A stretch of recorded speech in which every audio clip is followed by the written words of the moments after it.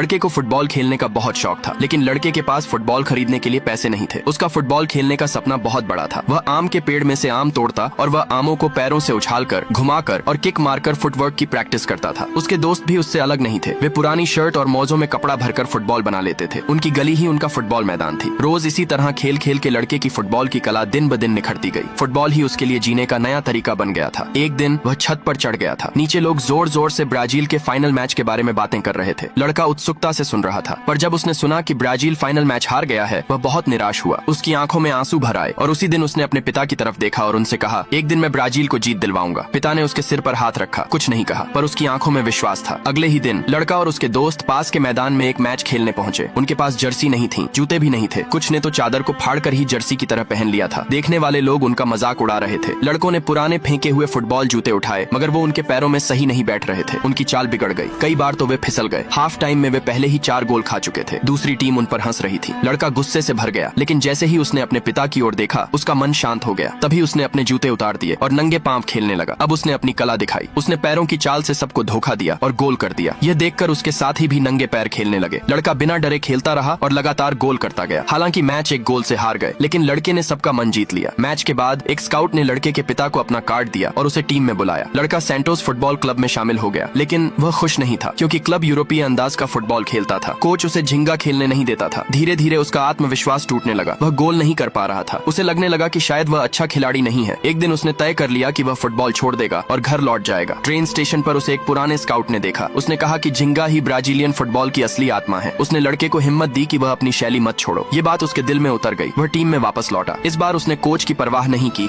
और अपने झिंगा ढंग से खेलने लगा। उसने पहले स्टॉप और टर्न से डिफेंस को रोका, फिर गेंद को पैरों में चिपकाकर ड्रिबलिंग की। उसने गेंद को हवा में उछाला, छलांग लगाई और साइकिल किक से गोल दाग दिया। पूरा मैदान तालियों से गूंज उठा। कोच भी चुप रह गया। उसने उसकी काबिलियत को मान लिया। उस दिन के बाद लड़के की झिंगा आत्मा पूरी तरह जाग गई और आगे चलकर उसने ब्राजील को वर्ल्ड